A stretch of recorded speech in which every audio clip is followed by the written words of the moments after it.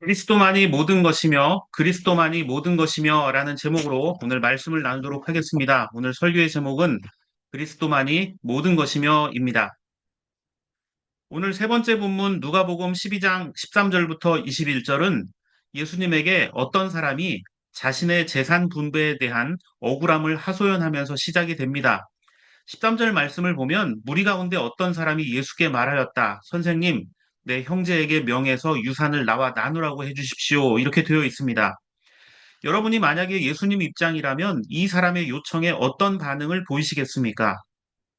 기왕이면 재산 다툼을 잘 중재해서 형제 간의 화목을 끌어내면 좋을 것 같은데 이상하게 예수님은 이 사람의 제안을 단번에 거절하셨습니다. 왜 그러셨을까요? 예수님의 행동을 이해하기 위해서는 당시 유대인들의 상속에 관한 내용을 좀 살펴보는 게 좋을 것 같습니다. 유대인들은 재산을 분배할 때 장자에게 두목 또는 3분의 2 가량을 주고 나머지 동생들에게 남은 재산을 나누도록 해 주었습니다. 우리는 이런 모습을 보면서 야, 이거 큰아들한테만 이렇게 두 배를 주는 건 불평등한 거 아니냐, 나머지는 어떻게 살라고 하냐라고 말할 수 있지만 그 당시에는 장자가 아버지를 대신해서 그 집안의 사람들과 가축 그리고 재산 등을 돌봐야 할 책임이 있기 때문에 그에게 모든 것을 맡겨주는 것입니다. 두 배를 주었다라는 것은 두 배 이상의 책임도 주어진다는 뜻도 됩니다. 그래서 장자로서의 자질이 부족하거나 책임을 다하지 않으면 그 권한을 박탈해서 다른 아들에게 넘겨주기도 합니다. 그런데 예수님 앞에 찾아온 사람이 어떤 사람인지 구체적으로 설명하고 있지는 않습니다. 그저 이 사람이 찾아와서 말하는 것은 내 형제에게 명해서 유산을 나누라고 해주십시오라고 되어 있습니다. 그래서 그 사람이 그 형제가 과연 형인지 동생인지도 명확하지 않습니다. 물론 개역개정 성경이나 공동번역 성경 또 현대인의 성경은 모두 형에게 명해서 유산을 나누어 달라라고 이렇게 형으로 표기가 되어 있습니다. 그런데 예수님 앞에 온 이 사람이 동생인 것처럼 다른 성경 번역들은 되어 있지만 헬라어 성경, 원어 성경은 그리스어 성경은 조금 다른 뜻을 가지고 있습니다. 아델포스라는 단어를 쓰는데 그 뜻은 같은 조상을 가진 사람이란 뜻입니다. 자, 그래서 이 아델포스라는 단어는 문맥상 형이라고 생각할 수 있지만 형인지 동생인지를 정확히 밝혀주진 않습니다. 자, 가장 중요한 것은 이게 동생이냐 형이냐가 문제가 아니라 억울함을 호소하는 이 사람은 자기의 억울함만을 호소하고 있는 욕심쟁이라는 것입니다. 이 사람이 예수님을 부르면서 예수님 앞에 붙이는 호칭이 하나 있습니다. 뭐라고 했습니까? 바로 선생님이라는 단어입니다. 교사, 박사, 주인이라는 뜻의 디다스칼로스라는 단어를 쓰는데요. 유대인들의 말로는 랍비라고 합니다. 자, 랍비가 뭐죠? 단순한 선생님이 아니라 당시 존경받는 학자들을 가르치는 칭호입니다. 유대인들은 어떤 사람들 간의 분쟁이 생기거나 또는 잘 모르는 문제들이 생겼을 때는 이 사람들에게 가서 물어보았다고 합니다. 특히나 재산 다툼 관련 분쟁이 생기면 랍비들의 판단을 받았다고 합니다. 그 사람들이 가장 성경적으로 판단을 내려줄 수 있기 때문이었습니다. 그러니까 지금 예수님 앞에 찾아온 사람의 목적은 한 가지밖에 없습니다. 당신이 나에게 손해보지 않을 판정을 정확히 내려달라라는 것입니다. 나는 손해볼 수 없으니 당신이 나에게 유익한 판정을 내려주십시오라는 것이죠. 그래서 예수님을 구원자나 하나님의 아들이 아니라 내 입장을 대변해 줄, 나의 이익을 옹호해 줄 랍비로 여겼던 것입니다. 그래서 선생님이라고 불렀죠. 그래서 이 사람의 의도가 명확하게 이 호칭 하나에서 이미 드러나고 있습니다. 그러면서 이 사람의 이런 의도를 알았던 예수님은 뭐라고 이야기하십니까? 14절과 15절 말씀을 보면 예수께서 그 사람에게 말씀하셨다. 이 사람아, 누가 나를 너희의 재판관이나 분배인으로 세웠느냐? 이렇게 말씀하고 있습니다. 재판관이나 분배인이란 단어가 보이죠? 재판관, 분배인. 자, 분배라는 게 뭡니까? 뭔가를 나눈다라는 뜻이잖아요. 지금 예수님 앞에 있는 이 사람은 예수님에게 도움을 요청하는 것이 아니라 예수님을 통해서 자신의 몫을 확보하려는 예수님을 자기 욕망의 수단으로 삼고 있는 겁니다. 우리는 가끔 믿음으로 포장된 욕망을 볼 때가 있습니다. 뭐 제가 구체적으로 언급을 하지 않아도 될 정도로 뉴스를 통해서 신문 기사를 통해서 우리는 너무나 많은 이기적인 사건들을 보게 됩니다. 하나님의 이름을 드러내지만 결국 목사나 또는 이단 종교의 교주 개인이 또 그 주변의 사람들이 이익을 누리면 그것은 결코 하나님의 일이 될 수가 없다는 것입니다. 30년 전에 우리 사회를 떠들썩하게 했던 10월 28일 그 휴거설이 있었습니다. 92년에 있었던 일인데 그때도 많은 사람들이 자신의 재산을 바쳐서 세상에 종말이 온다 하고 믿었지만 정작 그 종말론을 주장했던 교주 이장님이라는 사람은 그 휴거 일자가 지난 이후에 타는 정기적금에 들어있었다는 사실이 밝혀지면서 많은 사람들에게 웃음을 자아낼 수밖에 없었다라는 겁니다. 그 사람을 믿지 않았어요. 종말이 온다고 주장했는데 정작 그 많은 사람들은 자신의 재산을 들였는데 그 사람은 믿지 않았다라는 겁니다. 자, 우리가 이런 모습들을 많이 보게 되는데요. 누가복음 12장 15절에서 예수님은 이런 탐욕을 멀리해야 한다라고 말씀하셨습니다. 예수님의 경고를 잘 보십시오. 너희는 조심하여 온갖 탐욕을 멀리하여라. 재산이 차고 넘치더라도 사람의 생명은 거기에 있지 않다라고 말씀하셨습니다. 자, 예수님께서 조심하라고 하셨죠? 자, 조심해라. 이것은 잘 구분하라, 잘 분별하라 이런 의미도 됩니다. 그만큼 신앙으로 포장된 욕망이 많다는 뜻이기도 합니다. 그러면서 주님께서 어리석은 부자 이야기를 들려주고 있습니다. 16절과 17절 말씀을 보면 어떤 부자가 밭에서 많은 소출을 거두었습니다. 이 이야기는 굉장히 유명한 이야기죠. 얼마나 많이 얻었는지 쌓아둘 곳이 없을 정도였다고 합니다. 그런데 이 부자가 고민을 합니다. 이렇게 많은 소출을 어떻게 할까 하고 말이죠. 자, 많은 것들이 생기면, 풍성하게 생기면, 우리는, 이것도 누구도 좀 주고, 야, 옆에 누구도 좀 주고 하면서 이웃들과 또는 가까운 사람들과 자신의 많은 것들, 넉넉한 것들을 나누려고 할 것입니다. 그런데 이 사람은 그런 사람이 아니었어요. 자신에게 주어진 모든 것들을 그 누구와도 나눌 마음이 없었습니다. 크레그 블럼버그라는 사람이 쓴 비유 해석학이란 책에서 예수님의 비유에 등장하는 이 비유에 대해서 뭐라고 설명하냐 하면 어리석은 부자는 단순히 물질적으로 부유한 사람을 상징하는 것이 아니라 하나님에 대하여 전혀 생각하지 않는 사람들을 상징한다라고 말합니다. 자, 교회에는 출석을 합니다. 예배당에는 다니지만 자기밖에 모르고 사는 사람이 굉장히 많다라는 점이죠. 어리석은 부자는 돈이 많다 적다라는 것을 뜻하는 게 아닙니다. 이기적이냐 아니냐, 자기밖에 모르냐 아니냐라는 것을 생각하게 하는 겁니다. 여러분, 돈이 많으면 나쁜 사람이고, 돈이 없으면 피해자인가요? 그렇지 않죠. 그냥 자기밖에 모르고 사는 사람이 그냥 나쁜 사람이라는 겁니다. 이 어리석은 부자가 하는 이야기를 들어보십시오. 17절부터 19절 말씀을 보면, 전에도 제가 한번 말씀드린 적이 있는데, 성경에 나오는 가장 웃긴 대화가 등장합니다. 17절에 이 사람은, 이 어리석은 부자는 속으로 이야기하죠. 내 소출을 쌓아둘 곳이 없으니 어떻게 할까? 또 18절에 속으로 혼자 말하였다. 19절에는 내 영혼에게 말하겠다. 이렇게 되어 있습니다. 아무도 대화할 사람이 없어요. 자기 걸 나누고 싶지 않기 때문이죠. 그의 소출을 늘려주기 위해서 일했던 일꾼, 또 거래하는 사람들, 자신의 창고를 만들고 지켜주는 사람들조차 또 자신의 재산을 관리해주는 사람들에게도 이 사람의 재산을 나눌 만한 사람이 아무도 없습니다. 자기 곁에 아무것도 없는 것처럼 불행한 삶이 있을까요? 오직 재물만을 소중히 여겼던 그였기에 이 비유 속에는 아무도 등장하지 않습니다. 그래도 재산 많으면 좋은 거 아니냐라고 생각할 수는 있습니다. 예, 좋을 수 있죠. 그런데 재산이 많다는 것, 물질이 많다는 것, 그게 과연 우리를 행복하게 해줄까요? 그렇지 않다는 겁니다. 1836년부터 1902년 사이에 프랑스에서 살았던 자메 티소트라는 화가가 그린 어리석은 부자라는 그림이 있습니다. 이 어리석은 부자라는 그림을 잘 보시면 그림 정중앙에는 좋은 옷을 입고 값비싼 금빛 두건을 두른 한 남자가 심각한 표정으로 앉아 있습니다.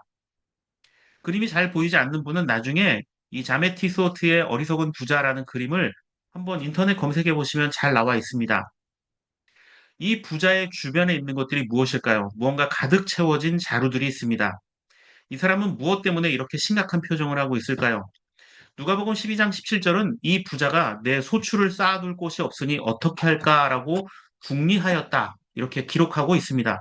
그러니까 이 부자의 고민은 내가 재산이 너무 많은데 이걸 어떻게 보관하지? 이런 고민을 하고 있다는 겁니다. 그리고 화가는 다양한 곡식과 자루를 그려 넣었습니다. 그 이유는 이 부자가 다양한 욕심과 욕망에 사로잡혀 있다는 것을 비판적으로 묘사하기 위해서입니다. 자, 다리를 편하게 뻗지 못할 정도로, 다리를 웅크리고 앉아야 할 정도로 먹을 것이 많이 쌓여 있고 그 위에 쭈그려 앉아 있지만 그것을 나누어 줄 사람은 단 한 명도 등장하지 않습니다. 무엇보다 이 부자에게 가장 비참한 일이 무엇일까요? 화가는 일부러 흐릿하게 그렸지만 이 어리석은 부자 뒤에는 배경처럼 등장하는 한 그림이 있습니다. 바로 긴 칼을 뽑아들고 있는 거대한 천사의 모습이 있습니다. 이 천사는 칼을 뽑아들고 이 부자를 치기 위해서 다가오고 있습니다.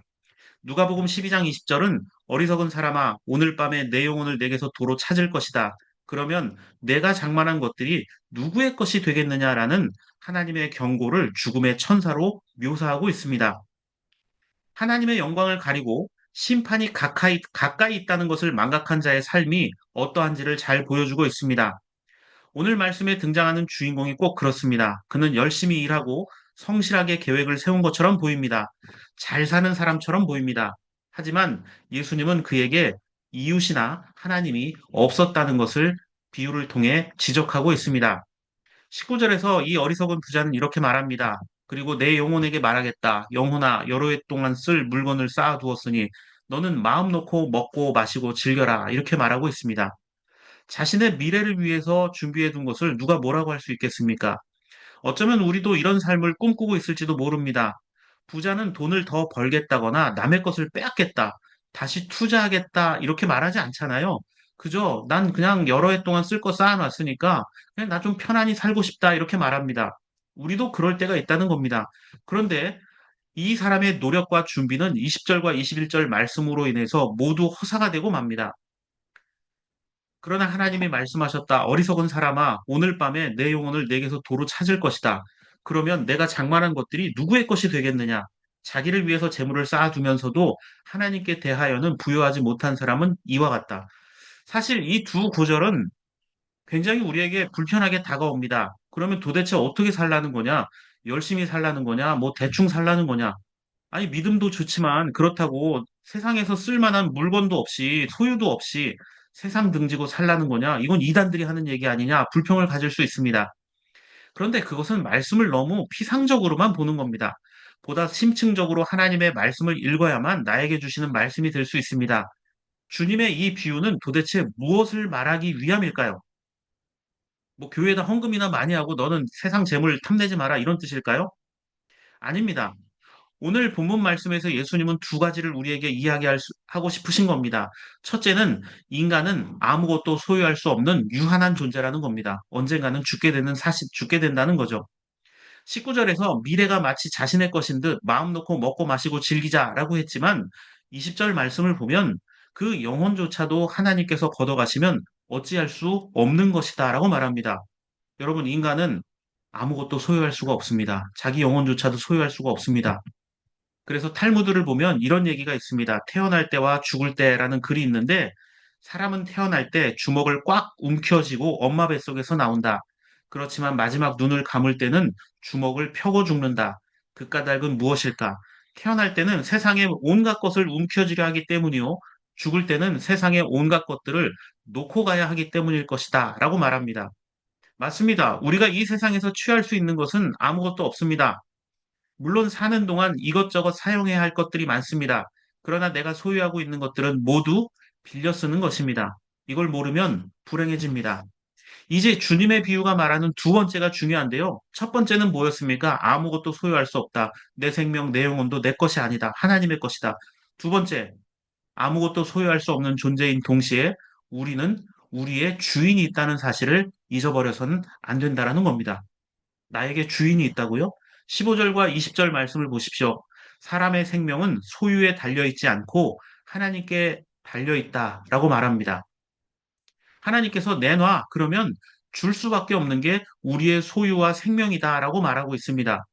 그래도 세상에서 성공하는 것처럼 보이고 또 잘 사는 사람들을 보면 부럽다는 생각이 드시나요? 시편 49편 11절과 16절, 20절 말씀을 보면 이렇게 되어 있습니다. 사람들이 땅을 차지하여 제 이름으로 등기를 해 두었어도 그들의 영원한 집, 그들이 영원히 머물러 있을 곳은 오직 무덤뿐이다. 라고 말합니다. 비참하지 않습니까? 사람이 그렇게 노력해서 많은 땅을 차지한다 해도 그들이 머물 곳은 무덤이다. 또 16절과 17절 보면 어떤 사람이 부자가 되더라도 그 집의 재산이 늘더라도 너는 스스로 초라해지지 말아라. 그도 죽을 때 아무것도 가지고 가지 못하며 그의 재산이 그를 따라 내려가지 못한다. 이렇게 말합니다. 예, 잘 사는 사람들 보고 와 부럽다라고 생각할 수는 있지만 그것 때문에 초라해지지는 말라는 겁니다. 사람은 죽을 때 아무것도 가져가지 못하는 존재다. 또 이렇게 말합니다. 비록 사람이 이 세상에서 흡족하게 살고 성공하여 칭송을 받는다 하여도 그도 마침내 자기 조상에게로 돌아가고 만다. 영원히 빛이 없는 세상으로 돌아가고 만다. 사람이 제 아무리 위대하다 해도 죽음을 피할 수는 없으니 미련한 짐승 것 같다라고 말합니다. 여러분, 세상에서 누리는 좋은 것들은 진정한 기쁨과 위로를 보장해주지 않는다라고 성경은 말하죠. 그렇다면 믿음의 사람은 어떻게 살아야 될까요? 누가복음 12장 21절 말씀을 보십시오. 자기를 위하여는 재물을 쌓아두면서도 하나님께 대하여는 부여하지 못한 사람은 이와 같다라고 말하고 있습니다. 그런데 이 21절 말씀을 여러분 절대 오해해서는 안 됩니다. 21절에 하나님에 대하여 부여하지 못하다라는 말을 가끔 잘못 설명해서 헌금이나 교회 봉사를 많이 안 하는 것으로 설명하는 경우가 있습니다. 하나님께 대하여 부여하지 못한 사람을. 여러분, 그래서 어떤 목사님들은 이 구절을 인용하면서 헌금 제대로 안 하면 병에 걸린다. 교회에서 봉사 안 하면 더 큰 문제가 일어난다. 이런 식으로 협박하는 경우가 있습니다. 이건 일종의 종교적 사기입니다. 하나님께 대하여 부여하지 못하다라는 것을 헌금을 많이 하고 예배당에서만 붙들려 살아라. 이런 뜻으로 해석하면 성경을 왜곡하는 겁니다. 그렇다면 하나님께 대하여 부여한 삶이란 무엇일까요? 종교개혁자였던 칼빈이라는 사람이 쓴 칼빈 주석이 있습니다. 공간복음 주석이 있는데요. 그 책 543쪽에서 칼빈은 하나님께 대하여라는 부분의 헬라어 단어를 설명할 때 뭐라고 얘기하냐면 에이스데온이라는 말을 설명하는데요. 이 에이스데온이라는 말, 하나님께 대하여라고 해석되어 있는 이 부분을 엔데온, 즉 하나님 안에서라고 바꾸어서 설명할 수 있다라고 이야기합니다. 여러분, 하나님께 대하여라는 말은 마치 하나님께 뭔가를 하지 않으면 우리가 큰일 날 것처럼 해석할 수 있잖아요. 그런데 하나님 안에서라는 말은 어떤 뜻이에요? 좀 더 뜻의 방향이 달라지죠. 하나님께 대하여 부여하지 못한 사람이라고 읽으면 나의 의지와 경험과 노력으로 뭐 예배 빠지면 안 되고 교회 헌금 많이 하고 그냥 무조건 착하게 살고 뭐 이래야 될 것 같은데 하나님 안에서 부여하지 못한 사람, 이렇게 읽으면요. 하나님을 주인으로 모시지 못한 사람, 즉, 믿음이 없이 자기밖에 모르는 사람이라는 결론을 얻게 됩니다. 우리는 끊임없이 자기를 부인하며 그리스도께서 우리의 주인 되심을 고백하며 살아야 됩니다. 우리가 사는 것은 하나님만 바라보며 사는 것, 예, 맞습니다. 그런데 여러분, 교회에서만 살 수는 없잖아요. 예배만 하고 살 수는 없잖아요. 하나님을 내 주인으로 모시고 세상에 나가서 믿음으로 사는 삶, 이것이 더 중요하지 않겠습니까? 오늘 두 번째 본문 골로새서 3장 11절은 이렇게 말합니다. 오직 그리스도만이 모든 것이며 모든 것 안에 계십니다. 그리스도만이 내 삶의 모든 것 되심을 믿을 수 있기를 바랍니다. 주님 안에서 그리스도인과 유대인이 같은 혈통의 차이, 즉 주님 안에서 믿음의 차이, 신분의 차이는 존재하지 않는다는 겁니다. 예수님 안에 인종과 뭐 혈통 이런 게 중요하지 않다는 거죠. 내 거라고 생각하면 아까워서 누리고 나눌 수가 없습니다. 그러면서 꼭 이런 말을 합니다. 내가 그걸 어떻게 모았는데, 내가 너를 어떻게 키웠는데 하는 겁니다. 내가 어떻게 했는데. 그런데 생각을 바꿔야 합니다. 하나님께서 주신 것이니 이건 하나님 겁니다. 하나님께서 마음대로 쓰십시오. 하나님께서 키우신 것입니다. 하나님께서 사용하십시오. 하나님께서 쓰신다 고백할 수 있어야 됩니다. 오늘 나에게 주어져 있는 물질과 능력이 있다면 이거 하나님 쓰십시오라고 고백할 수 있어야 됩니다. 우리의 자녀들과 내가 아끼는 사람들이 있다면 하나님께서 나에게 보낸 사람이라고 고백할 수 있어야 됩니다. 우리의 자녀들을 보면서 여러분 매일 특히 더 기도해 주십시오. 나의 자녀들, 하나님이 이 아들과 딸을 하나님께서 기쁜 곳에 잘 써주십시오라고 고백할 수 있어야 합니다. 어리석은 부자처럼 자기밖에 모르는 삶이 아니라 언제나 변함없이 우리를 사랑하시는 주님 안에서 우리의 가족과 이웃들, 그들을 바라보며 더욱더 감사하고 살아갈 수 있는 주님께 기쁨의 고백을 드리며 살아가는 저와 여러분들의 삶이 되기를 바랍니다.